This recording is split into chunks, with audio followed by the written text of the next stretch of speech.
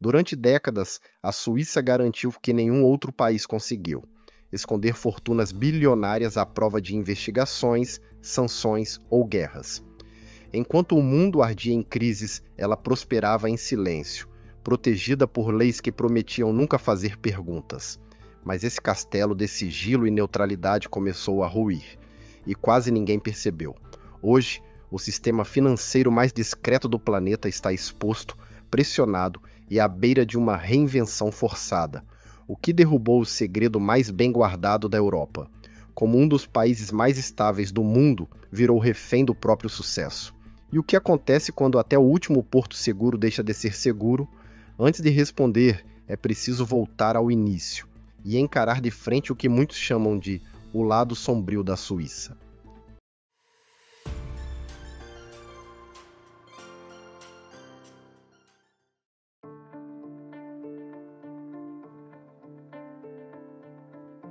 Durante boa parte do século XX, os bancos suíços não eram apenas instituições financeiras, eram cofres invioláveis da elite global. Graças ao sigilo bancário transformado em lei em 1934, a Suíça se tornou um refúgio para fortunas de origens questionáveis. Ditadores, oligarcas, mafiosos e bilionários desviavam recursos e os escondiam sob a neutralidade do sistema suíço. Era um pacto silencioso. Você deposita, nós nunca perguntamos de onde veio. Esse modelo não apenas impulsionou o setor financeiro, mas moldou a identidade econômica da Suíça. O país prosperou, enquanto fechava os olhos para crimes de colarinho branco. Estima-se que, por décadas, dezenas de bilhões de dólares circularam por esse sistema oculto, sem jamais serem tributados ou investigados. Com o passar do tempo, a prática passou a incomodar. Escândalos internacionais, como a exposição do ouro nazista guardado por bancos suíços, começaram a arranhar a imagem imaculada do país. A Suíça negou, resistiu, mas o mundo mudava rápido demais. A partir daí, vieram outras revelações ainda mais sensíveis, contas secretas ligadas à corrupção, tráfico internacional e até à FIFA. Como revelou uma reportagem da coluna de Jamil Chad no UOL, grandes bancos suíços ofereceram proteção financeira a figuras envolvidas em esquemas ilegais, mantendo sua reputação intacta por décadas. De acordo com a reportagem, o Credit Suisse passou a ser o primeiro banco a ser alvo de uma ação criminal na Suíça.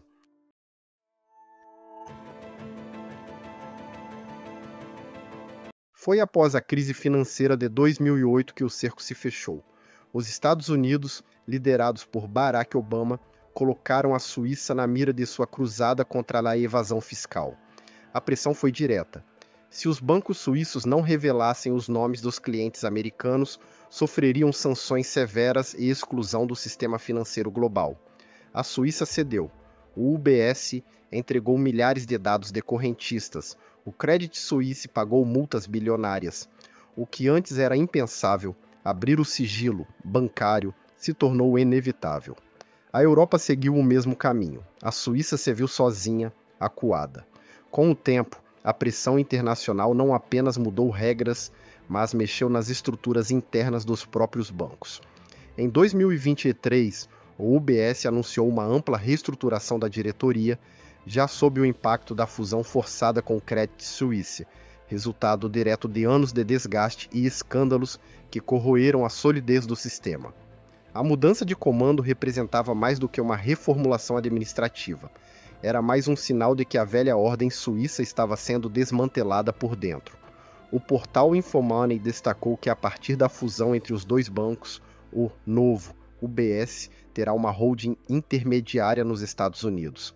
A quebra do sigilo bancário foi mais do que uma mudança jurídica, foi uma ruptura com o passado. O mito da neutralidade foi arranhado. O segredo mais bem guardado da Europa perdeu seu valor, e com ele, o país perdeu também boa parte do que o tornava tão lucrativo.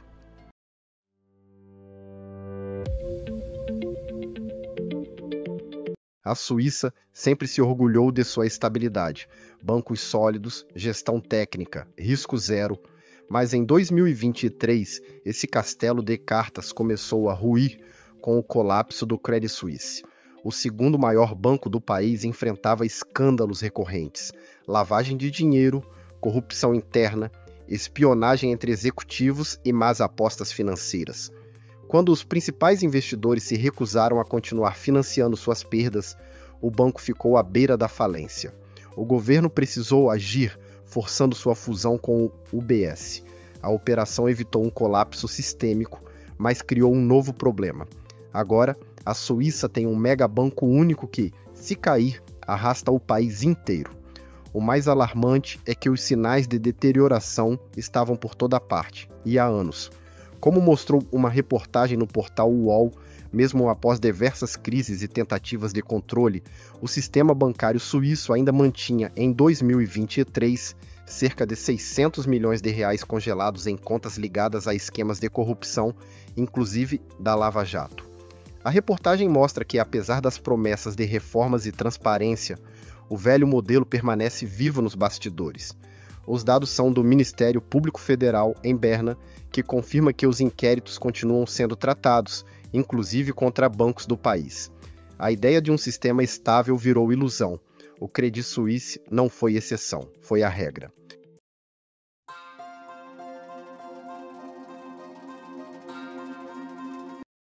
A histórica neutralidade da Suíça sempre foi vendida como um diferencial, mas essa postura começou a ser questionada com a guerra na Ucrânia.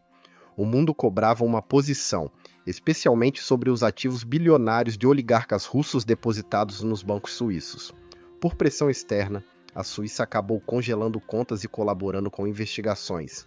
Um gesto que, embora lógico do ponto de vista geopolítico, desfez um dos pilares do sistema, a confiança de que, não importa quem você seja, seu dinheiro estará seguro. A neutralidade virou uma peça de marketing desgastada, e o sistema bancário passou a ser visto como vulnerável, seletivo e exposto. Essa mudança representou mais do que uma resposta à guerra. Foi o início do fim de um pacto não oficial que sustentou a reputação suíça por décadas. A ideia de que a estabilidade econômica poderia ser garantida com base no silêncio diplomático. Quando a Suíça foi forçada a escolher um lado, revelou-se o limite de sua neutralidade e expôs a fragilidade de um modelo que dependia de nunca precisar tomar partido.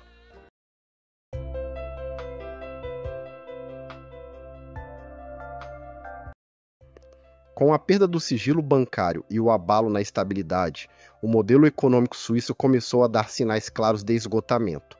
A indústria relojoeira, símbolo tradicional do país, luta contra a irrelevância diante da tecnologia digital. O turismo, que já foi um dos pilares do prestígio suíço, agora sofre com os altos custos que afastam visitantes. E, cada vez mais, multinacionais migram para outros paraísos fiscais, mais baratos, menos visados e com menos exposição regulatória. Enquanto isso, o custo de vida continua disparando. Genebra e Zurique estão entre as cidades mais caras do mundo. A população, acostumada a uma prosperidade estável e previsível, começa a sentir os efeitos. O desemprego continua tecnicamente baixo, mas a pressão por produtividade, os níveis de estresse e a sensação de instabilidade crescem de forma acelerada. A Suíça ainda é um país rico, mas a engrenagem que sustentava sua vantagem competitiva parece ter envelhecido. Hoje, o país corre contra o tempo para preservar o prestígio de um sistema que foi desenhado para um mundo que já não existe.